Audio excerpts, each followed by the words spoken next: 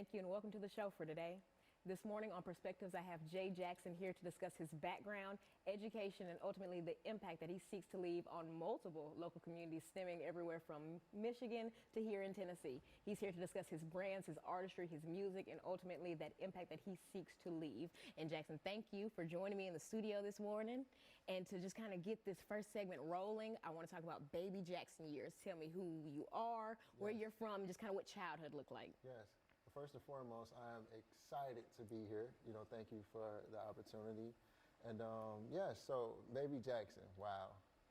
That guy was very creative, had a huge imagination, always creating things, always making things.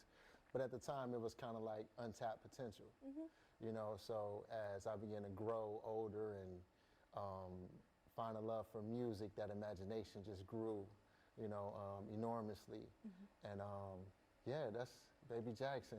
And I kind of want to get a glimpse of what that background in Detroit was like. I know you're from Detroit. Yes. And so kind of tell me what that upbringing looked like, what you were seeing in your environment, and kind of how that impacted you. Yes, it had a huge impact on me because the environment was perceived as one of the most dangerous, communities from the outside, but on the inside, it was just filled with love, and as I began to grow and understand my vision versus my other friends and family that may have been from different parts of the city, across the street from where I live, we had the icon Eminem, he lived directly across the street from me. My mom was like a super, she's the most hardworking woman that I've ever met, so with her hard work and just leading by example, my vision was totally different from most. Now tell me about your siblings. Kind of tell me about who else was in the house and the role that your siblings played in that early upbringing. Wow. So my older sister, get well soon, Karen. She was the first who inspired me to do music. She had a enormous record collection that, you're in an environment, you listening to it, you kind of like take to it unconsciously. And as I grew, the love for poetry and lyricism and production, it just it's like blew me away. And with this exposure at this early age, tell me how music impacted just the later education, your middle and high school years. I'm trying to keep it in those like early adolescent years before I get too deep into adulthood. But just tell me middle and high school band, those kind of experiences, how music played that role. Yeah, music was always, it was a staple. My mom, and also Detroit is, is Motown. So it's the mecca of soul music. And so my mom, the vinyl record, the 12-inch vinyl record players that she cleaning up, it was just the environment, and it groomed me as an artist, as a person, as a kid, But I didn't really know that, this is just music, but this is like the greatest music that's ever been made, in my non-biased opinion, But that was really the household. Saturdays and Sundays cleaning up. You got Anita Baker playing, and Stevie Wonder, who really inspired me. From the smile to the glasses, and Ray Charles and Stevie Wonder. That's like two of my highest inspirations musically. My older sister, she was into more of hip hop and the golden era, which was the late '80s, early '90s, and just listening. It became like a sharpening of a blade, for lack of better words. And I just kind of like took to it and I never let go of it. Now to end this first segment, we're going to talk those early experiences actually like in the execution of the music. Okay. I know you had a short-lived band career in high school. Yes. And just kind of tell me about that. And that's how we'll wrap this first segment. Okay. So that high school, just set it up for me. You're playing snare. Yes, I'm playing snare and I'm playing cymbals. They call them the blades. And when I would hold them, they would like cut the inside of my arm because I didn't know what I was doing. And I'm like, this can't be it, And Band kind of like fell to the wayside because I was doing things that probably I shouldn't have been doing. So it kind of fell to the wayside, but I always stuck with the music. You know, always stuck with rap, and hip hop was just always been my first love. And you always knew you were a creative. Yes. Yes. And in our second segment, we're going to pick back up on that creativity, both in your artistry and in your lifestyle brand, and ultimately the impact that you seek to leave on Detroit, on Nashville, and all the other cities that you've impacted. Yes. And I encourage our viewers to tune into the second segment of Perspectives, where Jay Jackson and I will be discussing Jackson Everything and ultimately his impact on Detroit and Nashville. Welcome to the second segment of the show for today. For viewers just tuning in, I am host Alana McLaughlin, and you are watching Perspectives. This morning on Perspectives, I have Jay Jackson here to discuss his background, education, and ultimately the impact that he seeks to leave on multiple local communities. In our first segment, we talked about his upbringing in Detroit, Michigan. We talked about community and family and the impact that they had on his creativity. And in our second segment, we're about to pick back up. I want to talk about that later adolescence. So these are your TSU years, your young man years, and just tell me about really, moving away from home, these early experiences, and really how you survived through it. Yes. TSU? Oh, yeah, my bad. I know I can be like long-winded. But tell me, that transition from TSU, how it felt. You're a young guy, you're moving away from home, and just the mindset associated. Yeah, so I didn't attend TSU. My first experience with TSU, Prof. Jenkins, he, my great friend and mentor and big brother, Ski Beats, we worked on my first project titled The Beginning, which TSU played on, the brass ensemble. Prof. Jenkins, he did the arrangement on it. And I remember like it was yesterday. I was at home on break, because I lived in New York at the time. And I just happened to scroll on Instagram, and I'm listening to the band play, and I'm like, this sounds pretty familiar. Yo, this is my, So, and it was just like, I'm just super excited, and I'm kind of I lost it for a second. And, folks in my house, what's going on? I'm like, you do not know, like, TSU is playing, my song that I created a song for my brother, Michael. He passed away at 17 years old he passed at 17 due to an illness called Ewing sarcoma. And a rare bone disease that's kind of like found in children and young adults. So that was a huge blow for my family and I. And once again, the creativity came knocking. So I had to, just transmute the energy. And I saw it one day that Prof was playing it, and it was an incredible experience. And I forever indebted to TSU because that was healing for not only me, but my family. Because for a long time, my only regret in life is that I never went to a HBCU. Once again, I was doing things that I probably shouldn't have been doing that kind of altered that, happening for me. But, as I tapped into my purpose and, my God-given talent, God, blessed me with an opportunity to be able to experience that, not from a perspective that I may have saw for myself, but through my talents. So as I was able to recognize that, I was just in awe. And I'm going a little off topic, but still on topic. I want to talk about those early years as you're still trying to get your music together, and you're doing the things you may not need to be doing. I kind of want to talk about how you got yourself out of that space, and I want to talk especially to the youth that are watching this who may be experiencing the same thing. And how would you suggest that they get themselves out of those environments, those situations? Oh man, what really saved me from the environment, it was favor and it was purpose. To any artist that it's a thing that you have, and it's like a burning desire. Like if you can't, go a day without thinking about it, if you can't sleep at night, chances are that's your purpose, and that's the thing that you should be probably focusing on. And as I just focused on it, looking back now, it was a lot of favor. It was a lot of favor. And, because my first performance in the city was at the biggest platform at the time called Club Blue. And that was like a college party. It was a guy it's a guy named DJ Lish who's a legend in the city, and he threw these big parties. And I remember at the time, I took my unemployment check and went and purchased a beat from this brilliant producer named Jay O'Neill, and they were a part of like the biggest rap group called Dirty Glove in the city, and just that cosign, and I took it down to the club, and it just kind of did its own thing. Now tell me how that went. You done took the unemployment check, you bought this beat. Tell me about the rest of the night. It was a scary thing because at the time, you know, I don't come from a family of artists or musicians, so it's kind of like, yo, you're crazy. What are you doing? Like, you probably need to be finding another job instead of doing this right now. Yeah. So, I was my mom, like I say, had worked for 16 hours a day for 30 years. Yes, until she retired. And so just seeing that in the household, I kind of gravitated towards that work ethic.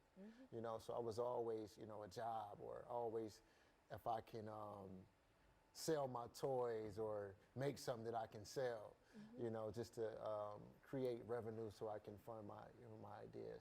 That hustler mentality. Yes. But do you also feel like that maturity was kind of sprung on you at an early age? Yes. Yeah. Yes, unconsciously. My father and, you know, uncles were very prominent in the city. We had a family business called Kellum Mortgage. It was a mortgage company to where every year they used to give away homes to like the less fortunate. And yeah, so growing up, seeing those type of things, it opened me up to the possibilities of what I can do if I just figured out my own thing. Yeah. You know, so the music has it's always been around. I had friends at the time that had a high level of respect for me, but I was just, the fear of actually pursuing this thing, you know, those friends went on to, you know, get radio play even before myself. You know, so I just used that as inspiration to like, there's something going on. I got something. Let's just keep going. And like fuel. Yeah.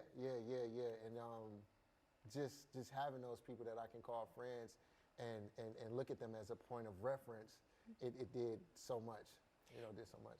And to kind of wrap this second segment, I want to just focus on music right now. Okay. And we're going to carry this into the third segment, but just tell me what you're doing right now, kind of some current plans, and I'll be revisiting this too, but tell me right now where you're at with your artistry in terms of the music, just music.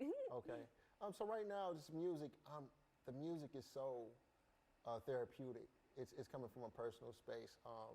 Right now, my main focus is God first, personal development second, myself, then, you know, everything else. You know, so from those things first, I'm able to create music. I'm able to create pretty much anything just, you know, by using my imagination and going to that place that only you can see because God gives you the vision for it. And yeah, just pulling it from there. But to answer your question, the music is more personal. It's more personal, it's more therapeutic, and it's more intentionally purpose-driven. You know, my music career has been nothing short of healing for me. You know, like I say, my dad was a very prominent person, and, you know, when dad's around, everybody love you, and, you know, he passed away when I was 19. So a lot of things change, and, you know, you kind of go through those things like, wow, am I good enough? Or I thought these people loved me, you know, and but one thing I can say with my music career, everything that I've lost has been returned to me tenfold, just like through my talents and my gifts. And that's the Lord. Yes. And we're going to pick back up on that in our third segment, the impact that the Lord has had on your life, the favor that you have had. And I encourage our viewers to tune into the final segment of Perspectives this morning, where James and I will be discussing Jackson Everything and ultimately the impact that he seeks to leave on his local communities. Welcome to the final segment of the show for today. For viewers just tuning in, I am host Alana McLaughlin, and you are watching Perspectives. This morning on Perspectives, I have Jay Jackson here discussing his background, experiences in Detroit, his upbringing, his creativity through both music and his lifestyle brand, which we're about to pick up on in this final segment, and ultimately the impact that he seeks to leave on his local communities. And so we're hopping right back in. Yes. We left up on some really good stuff where we were just talking about you establishing yourself as an artist, even, you know, taking funds out of your unemployment check to buy a beat and just going full-fledged with that. But now I want to highlight your lifestyle brand. Yes.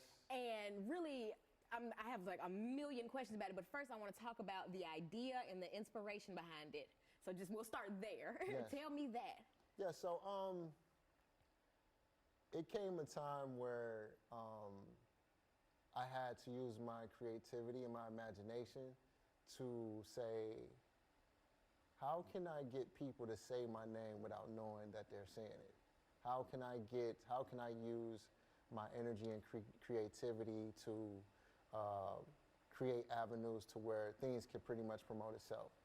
Because I'm an avid believer, you know, the internet is great, but I believe that the best form of marketing is word of mouth. I think that it's going to forever be it, you know, across the board. And so I sat back and I'm like, what represents me in my total essence? And I'm always a guy. I love glasses. My mom, she inspired me because she had like the flyest glasses in the world. I know, I love these glasses. Thank you. And so yeah, I love glasses and I always smile.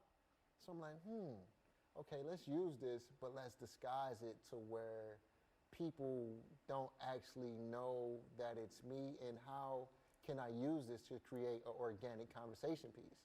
So yes, and it just kind of happened like, you know, like that, and it grew legs of its own. And it actually got, you know, it took me to places that the music couldn't. So I'm not going to say couldn't, but the music have you know, hasn't yet. And but prime example, hey, who is that? Ray Charles, Stevie Wonder? Ha. No, it's actually a guy named Jay Jackson. He's from Detroit, and now the conversation has started. That is verbatim the conversation I had with Professor Larry Jenkins. Wow. I hate to cut you off, but I have to tell you, the morning he came to tape, and this is my trumpet professor, I see him a lot. Yes. He comes in the studio. I'm like, oh man, that's Ray Charles. I'm like, that's cool. He's like, nah, this is Jay Jackson. He was like, you know Jay Jackson. I was like, huh? He was like, you remember Jay Jackson? I was like, I don't think I know, Prof. He was like, oh man, maybe you didn't meet him, but Jay Jackson. And he went on, and he even gave you a good chunk during the episode. He's like, yeah, this is Jay Jackson. Yes. And as soon as I left the studio, I'm like, hey, man, I gotta find Jay Jackson. Yes. I'm like, who is this? Wow. And I found you and was amazed. And so now I want you to continue, but I had to let you know that I had that very interaction, and I did exactly what he asked me. He was like, look him up, get in contact with him. Yes. And that's exactly what I did. Wow. That is, I probably need to take a moment because that was the intent when I was creating these things. And, you know, in the urban community, we don't really wear each other on our shirts or hats unless someone passed away, unfortunately. And I just kind of wanted to go against the grain also to change that narrative, you know, and also promote self-love, you know, and because growing up, I didn't really see too many positive energies of black men smiling. Yeah. You know, especially from Detroit, everybody, you know, got like the straight face and you know, and it's like, you know, let's figure out how we can change this narrative without saying that we're changing the narrative. So, you know, God is really, his favor and his mercy, it's an abundance over my life. And once I'm realizing that this is all purpose as I'm looking back, you know, and just the things that, you know, we've been able to accomplish just with what we've done so far has just been phenomenal. It's nobody but God. Oh my goodness, I am like taken aback. Tell me about your first collection. Yes. Tell me about like the birth of that, actually like getting, are they sewn? Are these patches? Yes, these are embroidered. Yes, they're sewn So on. tell me about that entire process, the technicality of it, and Yes. how you learn to do all this. Well, actually, I don't do the sewing, you know.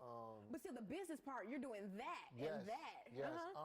So I was performing at South by Southwest, the music festival in Austin, Texas, and I'm like, I need some merch. I need something that people, you know, so that first started off with 48205, and that's my other brand that's under the umbrella, and that's my zip code, you know, from Detroit. And yes, that kind of like took off, and then, you know, my logo came when I was working on my first documentary, The Journey, and the logo just grew legs of its own. Now tell me, at South by Southwest, tell me about actually like getting people to pick these items, talking to people, that experience. Take me through that.